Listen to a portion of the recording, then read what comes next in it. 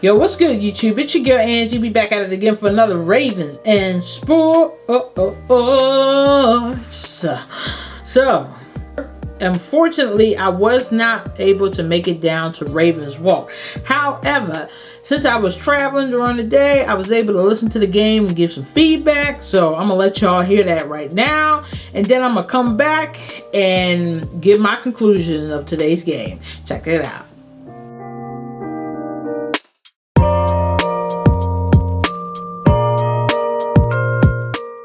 So, first half wasn't that great.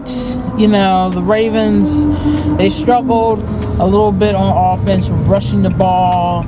At the time, Lamar was the lead rusher.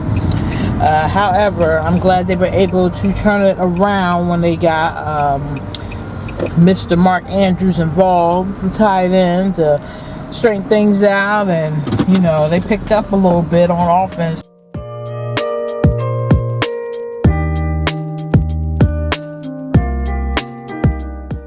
As for the defense in the first half was up and down. They didn't do too bad of containing the runners. There were a couple of missed tackles, allowing Mixon to run all over them in the beginning, but they did make up for it on like 2nd and 1s, 3rd and 1, so I appreciate them for doing that. Anthony Averett stepped up big time in the second half.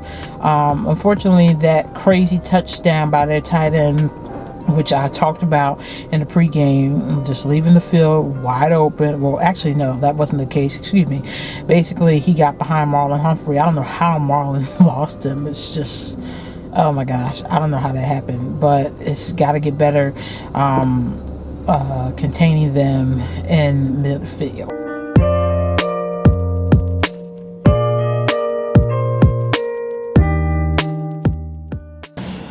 Yo, shout out to the Ravens for coming back, though, in the second half when they got the ball and we had a couple plays. And shout out for that long touchdown pass from Lamar to Marquise Brown. Awesome. Love the adjustments that offense has made with Greg Roman and company. Yo, that was stellar. Unfortunately, the defense didn't make the adjustments in the second half, as they let the tight end from the Bengals, CJ, I'm just gonna call him CJ because I ain't gonna pronounce his whole freaking last name.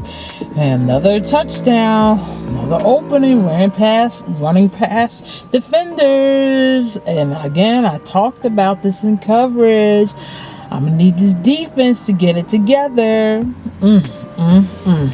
What is going on with this Ravens defense?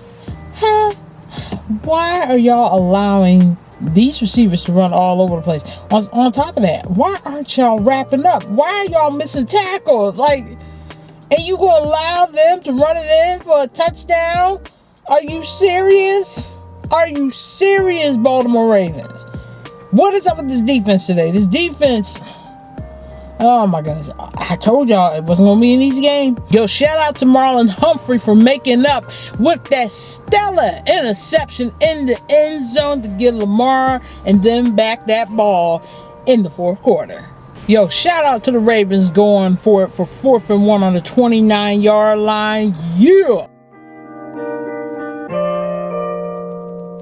Well, y'all, unfortunately, the game, I mean, it's 6 minutes left in the fourth quarter. I see the Bengals scored again, 41-17.